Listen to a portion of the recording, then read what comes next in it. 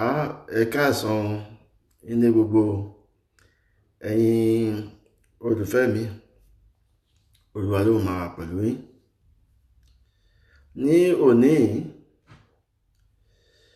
nǹkan tọ́lọ́run tún fi sí mi lọ́kàn pé kí n bá a sọ kalọ̀ jùmọ̀dúrà lórí ẹ̀. Òun ni ìjà ọkọ àti aya lójú àwọn ọmọ. Ìjẹ́ ó dáa kí ọkọ àti ìyàwó máa jà lójú àwọn ọmọ tó bí? Kí ni àwọn nǹkan wọ̀nyí máa ń dá sílẹ̀ nígbà míì? Àwọn nǹkan wo làwọn kí ni tó máa táwọn òyìnbó ń pè ní side effect later, nítorí pé tá bá ń bá ara jà ó jẹ́ nǹkan tí kò dá lójú àwọn ọmọ. Kí tó lọ sí ibẹ̀ jẹ́ ń wo kí ni Olúwa tẹ̀ bá sọ nínú ìwé mímọ́, tó bá sọ ní ìwé Ephesians. So máa ka ìwé mi nínú èdè òyìnbó, máa dẹ̀ túmọ̀ ní Yorùbá. Èyí tó kọ́ bá sọ ní ó bá sọ lórí Ephesians chapter 5 verse 21 to 25 pẹ̀lú mo máa mú. Fún èdè òyìnbó ní ọ̀la màá ṣe lè ní kúkún èdè òyìnbó. Èdè abínibí la fẹ́ sọ̀rọ̀ fún àwọn àtàjẹ́ Yorùbá. Olúwa yóò wà pẹ̀lú wa. Olúwa ló dìlé ẹnìkọ̀ọ̀kan wa mú. Ìwé mímọ́ náà kà báyìí pé Ephesians chapter 5 verse 21 to 25. Only submitting yourself to one another in the fear of God. Submitting yourself to one another in the fear of God. Verse 22. Only wives, submit yourself unto your husband as unto the Lord. For the husband is the head of the wife, even as Christ is the head of the church. And he is the Savior of our body. Therefore, verse 24, therefore, as the church is subject to Christ, so let the wife be to their own husband in everything. Verse 25, what is the last verse? That's Ephesians chapter 5, verse 25. When the husband, love your wife, even as Christ also loved the church and gave himself for it. Nítorí pé tá bá wo nǹkan tó sọ nípa ọ̀rọ̀ yìí ní verse 21 lọ́dọ́kọ́ bẹ̀rẹ̀ náà, ó ní kí ni? Ó ní ká fọwọ́ wẹwọ́, kí ìyàwó gbọ́rọ̀ sí ọkọ lẹ́nu, kí ọkọ tẹ̀ ṣe kí ni? Kó gbọ́rọ̀ pẹ̀lú ìtẹríba. Tá bá máa wo bẹ̀rẹ̀ náà tó kọ́ sọ fún ní verse 21 yẹn pé ìtẹríba pẹ̀lú ìbẹ̀rù Ọlọ́run ló ní kí ọkọ àti aya kó fi tẹríba fún ara wọn. Tí ìtẹríba bá wà láàárín ọkọ àti aya, ìyẹn ti jẹ́ ká mọ̀ pé ìjà láàárín ọkọ àti aya lójú àwọn ọmọ ó máa dínkù, nítorí pé ìbẹ̀rù Ọlọ́run tó ní kó fi síbẹ̀. Ó ní submit yourself to one another in the fear of God. Pẹ̀lú ìbẹ̀rù Ọlọ́run ó ní ká fi ṣe bẹ́ẹ̀. Ẹni tó bá lè fi ìbẹ̀rù Ọlọ́run ṣe nǹkan láàárín ara wọn, á lè dé ẹ̀kọ́ tó lè jókòó kí ìjà tó lè bẹ́ sílẹ̀ láàárín wọn tó máa ṣe tó máa jẹ́ kójú àwọn náà máa fi jà. Ìkejì verse 22 ó ní wives, submit yourself unto your husband as unto the Lord. Ó ní kí obìnrin kó tẹríba fún àwọn ọkọ wọn gbogbo nǹkan, kó fi tẹríba fún àwọn ọkọ wọn gẹ́gẹ́ bí wọ́n ti ṣe níwájú Ọlọ́run. Ìyẹn mí pé tí obìnrin yẹn bá ń tẹríba níwájú ọkọ ẹ̀, ó ń tẹríba níwájú Ọlọ́run ni, nítorí Ọlọ́run ló fi ọkùnrin yẹn ṣoore fún. Ó tẹ̀síwájú ní verse 23 yẹ ó ní for husband is the head of the wife pé ọkọ lolórí aya o even as Christ is the head of the church pé bẹ́ẹ̀ ni bí Jésù gan fún ara ẹ̀ta náà ń tẹ̀lé ẹni tó dá wa nípasẹ̀ ohun gbogbo bí òun gan fún wa ti jẹ́ olórí ìjọ mímọ́ ìjọ Ọlọ́run ó ní and he is our saviour of our body pé ara wa gan Ọlọ́run ló ń dáàbò bò tàná dáàbò ara wa Ọlọ́run ni so wọn bàtà bá ti gbà fún Ọlọ́run ó di dandan kí àlàáfíà kó jọba nínú ilé ọ̀hún. Verse 21 therefore as the church is subject to Christ unto Christ and so let the wife be to their own husband in everything. Bíbo church fún ẹ ìjọ mímọ́ Ọlọ́run bó jẹ́ pé àwọn fún àwọn ọ̀ǹda Jésù Kristi ló wà Jésù Kristi abẹ́ wọn abẹ́ Jésù ló wà tó jẹ́ pé mo tó bá ń ṣe nípasẹ̀ ìlànà Jésù ni ó ní bẹ́ẹ̀ náà ni obìnrin ṣe rí sí ọkọ rẹ̀ mo wò pé tá bá yẹ pé ìwé lè ń wáyé láàrin ọkùnrin àti obìnrin ìjìyà láàrin ọkọ àtaya máa pẹ́jẹ̀ kí ló ẹ̀ tó lè ṣẹlẹ̀. Verse 25 wá sọ pé husband love your wife even as Christ also loved the church and gave himself for it. Pé ẹ̀yin ọkùnrin gbọ́n ẹ nífẹ̀ẹ́ ìyàwó yín tó tí ọkùnrin bá ní ìfẹ́ ìyàwó ẹ̀ bí Jésù náà ṣe nífẹ̀ẹ́ bóyá nífẹ̀ẹ́ ìjọ Ọlọ́run tó dẹ̀ fi gbogbo ara ẹ̀ sílẹ̀ fún bẹ́ẹ̀ náà ni tẹ́ bá wò kí Jésù lè nífẹ̀ẹ́ Ọlọ́run ìyẹn bí pé ó rẹ́dì láti kú nítorí pé kó lè fi rà á padà pé so irú pòṣí ẹ̀ náà làwọn ọkùnrin náà wà láti lè pé tó bá dọ̀ ìyàwó wa tí ìyàwó wa bá mẹ́sọ̀ àbí tí ìyàwó wa ń ṣe àwọn nǹkan tí ò yẹ kó ṣe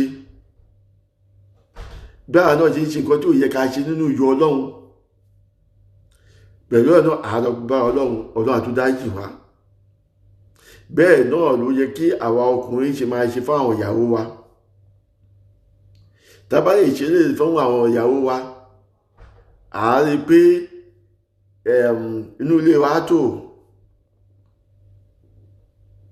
náà ká wá lọ sórí tọ́pìkì yẹn gangan kí ló dé tí ìjà máa ń ṣe láàrin ọkùnrin àtobìnrin lójú àwọn ọmọ tá máa ń bára wa jà àbí ká máa ní àríyànjiyàn lójú àwọn ọmọ àbí kí ọkọ kó máa lu ìyàwó ẹ̀ lójú àwọn ọmọ ṣé nǹkan tó dáa níbí ìyára mi ní olú kí ni àwọn nǹkan tó máa ń tẹ̀lé àwọn nǹkan báyìí ọkùnrin míì náà tó bá ń lu ìyàwó ẹ̀ lójú àwọn ọmọ àgàgà kó tó wá jẹ́ pé òun ló jẹ̀bi tó kàn fi agídí pé bóyá ọ̀hún tí ni bóyá àṣejù ni tó kọ̀ pé kíyàwó ẹ̀ máa ti sọ̀rọ̀ ó ti fọ́ létí lójú àwọn ọmọ tí ọkùnrin báyìí bá lọ fẹ́ tó bá lọ bá ọmọ táwọn ọmọ ẹ̀ ń wo nǹkan tó bá títí ọgbẹ́ bá lọ ná ọmọ ọkùnrin tí ọmọkùnrin náà bá wò pé tó dáa ní mú kíyàwó ẹ̀ máa ṣe dáadáa sí ó ti wò ó pé báyìí ni bàbá òun ó bèèrè pé kí wọ́n ń kọ́ ẹ̀kọ́ lára àwa òbí ni àwọn wa ń kọ́ ẹ̀kọ́ lára wa ọkùnrin tó bá ń lu ìyàwó ẹ̀ ó ń sọ fún ọmọ tóun náà bí ọkùnrin pé ọ̀rẹ́ tí wọ́n náà bá níyàwó lọ́jọ́ iwájú ó dáa kó máa lù ú nítorí pé ọ̀rọ̀ ní kọ́kọ́ la fi ń kọ́ ọmọ ìṣesí wa aṣọ ìwà táwọn wù ìyẹn náà wà nínú ọ̀kan táwọn ọmọ ń kọ́ tí ẹ̀nà bá di ẹjọ́ náà bá dàgbà tán tó pé fẹ́ tó yàwó fẹ́ afẹ́yàwó bí yàwó ẹ̀ ṣe dáadáa sí kò ṣe dáadáa sí òun náà bẹ̀ sí lù ú àbí ìyàwó tó wò ó tó yẹ pé kò mọ iṣẹ́ níṣẹ́ nínú ilé ló ń dá wàhálà ilẹ̀ lọ́ fi bá wọn jà. tó náà bá náà ọmọ obìnrin lọ́dọ̀, ọmọbìnrin náà àtúwò pé ìyẹ̀bẹ̀bẹ̀ ìyá òun náà kò ṣe kí ni tó bá fọ́nà bá fọ́kọ tiẹ̀, ìyá òun ìgbà tó bá òun máa ń súnjẹ fún ọ̀rá wọn. wọ́n máa ń ní kí ni èdè àìyedè máa wà lójú àwọn ọmọ yẹn bọ́ọ̀ tẹ̀ lu àwọn èdè àìyedè àwọn náà lọ́gbọ́dún kíchìn náà kò lọ ṣe kí ni kò lọ súnjẹ fún ara ẹ̀, ìwọ náà lọ kò lọ ṣe lè fún ara ẹ̀. so gbogbo ẹ̀tọ́ tí obìnrin yẹn pé equal right àwọn ní, bẹ̀tẹ̀nú Bible sọ fún wa pé equal right ó sọ pé ká bẹ̀rẹ̀ kí ẹ tẹríba fún ọkọ yín bí chọ́ọ̀chì kan ti tẹríba fún Jésù Kristi ọmọ Ọlọ́run tó ẹ́ pé òun gbogbo olórí chọ́ọ̀chì olórí ìjọ Ọlọ́run ó ní káwọn obìnrin náà kò tẹríba. tó bá jẹ́ pé ìṣekúṣe náà lọkùnrin ṣe ló dá wàhálà rẹ̀ nínú ilé, tó jẹ́ pé tó bá gbé tọ̀hún ni, àwọn ọkùnrin náà ti kó wàhálà rẹ̀ kíjà máa ìdájẹ́ máa mẹ́. ọmọkùnrin náà tá bá ní òun náà tó bá dàgbà nínú kí ìbò tí ìyàwó ẹ̀ ṣe lè dáa tó kíyàwó ẹ̀ máa tẹ́ lọ́rùn, òun náà á bọ́ síta, á bẹ̀rẹ̀ á máa ṣe nǹkan tó hùn, á máa gbé obìnrin pé bàbá jáde lè bẹ́ẹ̀ tó báyìí fàájì ni bàbá ń bá lọ, kò sáyè bàbá jẹ́ gbẹ́ bàbá dé bàbá àwọn yẹn náà àtàwọn ọ̀rẹ́ á tún kó àwọn obìnrin míì dání. tó bá yẹ káwọn ọmọ ìlú náà òun náà ń kọ́ mí lára bàbá ẹ̀ ni, ìjọ bàbá gan lè gbàgbé kó mọ ọmọ dání, tó bá yẹ mọ ọmọ dání tó mọ bá dé òun náà máa kọ́ ọ̀wà yẹn ni. ó dẹ̀ di dandan tí obìnrin bá mọ̀ pé irú ẹ̀ ń ṣẹlẹ̀ kí ìjà yìí di wájà wà láàrin àwọn ọmọ. a rí pé bàbá yẹ pé ọmọ yẹn bá okùn yẹn bá ń wò, a rí pé bàbá òun tún jáde àwọn tó tún fún nígbà tí ni bá sọ̀rọ̀. tí òun náà bá ọmọkùnrin náà bá fẹ́ yàwó, bíbí kò tún tí òun náà máa ń ṣìtì lórí ìyàwó ẹ̀ kó máa yan ìyàwó jẹ, àwọn náà máa ṣe bákan náà. a máa lu ìyàwó yẹn náà ni pé torí pé ìyàwó yẹn gbogbo ọ̀hún sínú lẹ́nu. irú ẹ̀kọ́ ni Bible sọ fún wa o. gẹ́gẹ́ bí òbí ó yẹ ká máa wò pé ìwà tá bá wù àwọn ọmọ máa kọ́ lára wa. tó bá dẹ̀ di bẹ́ẹ̀ lọ ó máa di ègún, àábẹ̀rẹ̀ sí wùwà yẹn à lè pé ìwà tó tọ́ àti tó yẹ ni. ẹ jọ̀ọ́ nílé lóko ẹ jẹ́ ká ṣọ́ra, ẹ jẹ́ ká wá ọ̀nà tá máa fi máa parí ìjà láàrin wa táà ní máa jà lójú àwọn ọmọ wa. kò ń ṣe nǹkan tó dáa, ó jẹ́ nǹkan ìbànújẹ́ pé ó yẹ ká máa kó àwọn ọmọ ni bẹ̀tẹ̀ à ń kó àwọn ọmọ yẹn. ìwà tá a fi kó àwọn ọmọ ó ń bọ́ sí ìwà tí ò dáa, kò jẹ́ ká máa fi ìwà tó dáa káwọn ọmọ wa tó yọ ọjọ́ iwájú.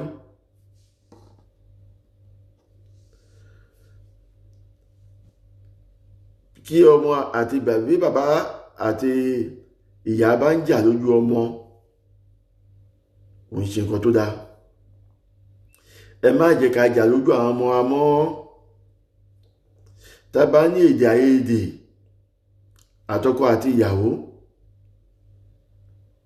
àwábì kan lójú sí láti lọ parí ìjà. ọ̀rọ̀ kó jẹ́ gbà tọkàn òun káàkiri máa balẹ̀ bá lóru ni kò jí kọ́kọ́ jí ìyàwó àfi kí ìyàwó kó jí ọkọ. ó jẹ́ ká sọ̀rọ̀ babalágbára ìdíntẹ́ sílẹ̀ kó dàbí pé kò dá o, mi ò fẹ́ sọ̀rọ̀ ni o nítumọ̀ bá àwọn ìwà ń bẹ̀ tí ẹ̀mọ̀ kí tèmi náà bá sọ̀rọ̀ lórí nǹkan tẹ́ ṣe àfi ká bẹ̀rẹ̀ sí jà kábàjá lójú àwọn ọmọ ẹ̀ kò dá lójú àwọn ọmọ ẹ̀. ọkọ náà lè pè ìyàwó, ìyàwó lè pè ọkọ tó bá nǹkan kan ló bí ìhúnú. eléyìí gan-an á jẹ́ kí àwọn ọmọ ẹ̀ kọ́ ẹ̀kọ́ rere gbà tó bá rí jà, á jẹ́ kí ìyàwó àwọn òbí náà kọ́ ní ẹnu ọ̀rọ̀ ní ọjọ́ iwájú. nítorí pé ìmájì àwọn obìnrin ẹ̀yọ̀ bàbá àti ìyá tó ń jà lọ́wọ́ tí wọ́n ti àwọn ọmọdé ti mọ̀ hùwà tó ń hù, tí ọmọ ẹ̀ bá dojú iwájú tó ń bá níyàwó tó bá ń hùwà yẹn bàbá yẹn ò nẹ́nu ọ̀rọ̀ àti lè sọ. ó tẹ̀lé bàbá bá sọ pé nítorí gbà tó ń ṣe fún ìyá yín gbà yẹn kò dá àwọn ọmọ pé kò dá ọmọ má ṣe wú ẹ̀ mọ́. bẹ́ẹ̀ ó ṣe díẹ̀ kọ́ ọmọ yẹn kó tó lè gbọ́ ọ̀sùn bàbá yẹn àti ìyá yẹn lẹ́nu. nítorí pé ìwà tó bá lọ́wọ́ wọn òun náà wò.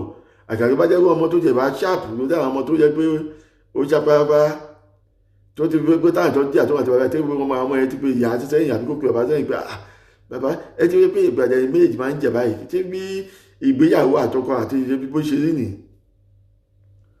kó máa kọ̀ntínú bẹ́ẹ̀ láti máa tẹ̀síwájú láti máa jẹ̀yà yẹn ní gbogbo ìgbà lójú wọn.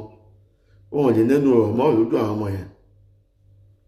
Wọ́n lè fi ìpín burúkú lé àwọn ọmọ lọ́wọ́ ni. Ẹ jẹ́ ká ṣọ́ra.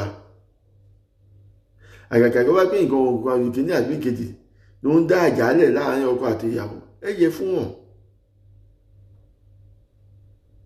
Èmi ò lè jẹ́ pé ìjà tó ń jà yìí náà àtọkọ àti ìyàwó, ìjà tó ń jà ìjà pé ọ̀rẹ́ kan ló dálẹ̀ ni, ọkọ eléyìí ló ṣe báyìí fún eléyìí, ìyàwó eléyìí ló ṣe báyìí fún eléyìí, òun ló fi ń jà, ìjà third party ló fi ń jà láàárín wọn tó ní ń jà lójú àwọn ọmọ.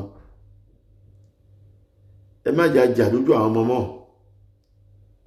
Ẹ jẹ́ ká wọ́n tó ojú iwájú àwọn ọmọ tá à ń bí. Ẹ jẹ́ ká wò pé àfi àpẹẹrẹ rere sílẹ̀ fún àwọn ọmọ ìtẹ́gbẹ́ tí ọkọ àti ìyàwó bá ń jà lójú àwọn ọmọ. Ẹ jẹ́ ká ní àmì mọ́ra bọ́dé sọ fún wa nínú Ephesians chapter 5 yẹn verse 21 to 25. Ẹ jẹ́ ká mú àwòkọ́ṣe tí Paul fi sọ̀rọ̀ mẹ́, ẹ jẹ́ ká mú lò. Èyí àṣàtúnṣe nílé wa. Mo gbàdúrà pé gbogbo nílé tí ó bá ń dàrú báyìí kó Ọlọ́run bá pe olóòtú àpé ọba fi síbẹ̀. Ọba tó ní agbo tó ọba tó jẹ́ ó dá wa ní àwọ̀ ara ẹ̀ kó wọnú wa kẹ́mi mímọ́ kó wọnú wa lọ, kó jẹ́ kí ilé ẹ̀dùnkọ̀ọ́ àkótó. Gbogbo àwọn tó jẹ́ pé èṣù ti darí wọn rú àbí tí èṣù ti kó sí wọn láàárín tí ìjà wà láàárín wọn báyìí tó ń gbé tó jẹ́ pé ìyẹn ìfẹ́ ìta gbogbo ìgbà ni wọ́n máa ń jà lójú àwọn ọmọ.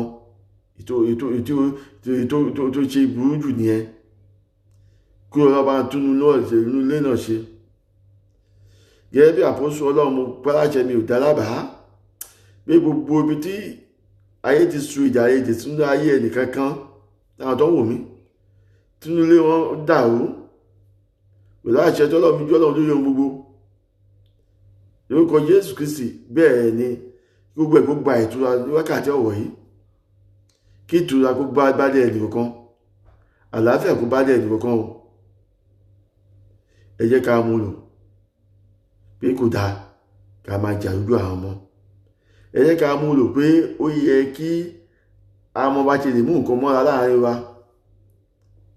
Ẹ jẹ́ ká mú lò pé tí èdè àìyedè bá wà láàárín bàbá àti ìyá kó pera wọn kó sì bá wọn sọ̀rọ̀ ìtúnúbí. Bẹ́ẹ̀ wọ́n ní kẹ́rù ẹnìkan ajéwé ẹnìkan ajé àgùntàn. Bẹ́ẹ̀ lọ́lọ́run ṣiṣẹ́ o.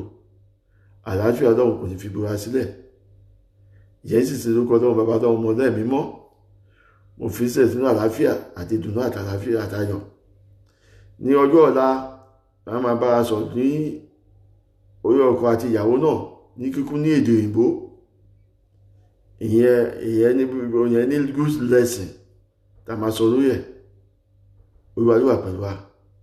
Ó dàbọ̀ náà màmá rí bá o ẹ̀ sì máa rí bá ire ní o.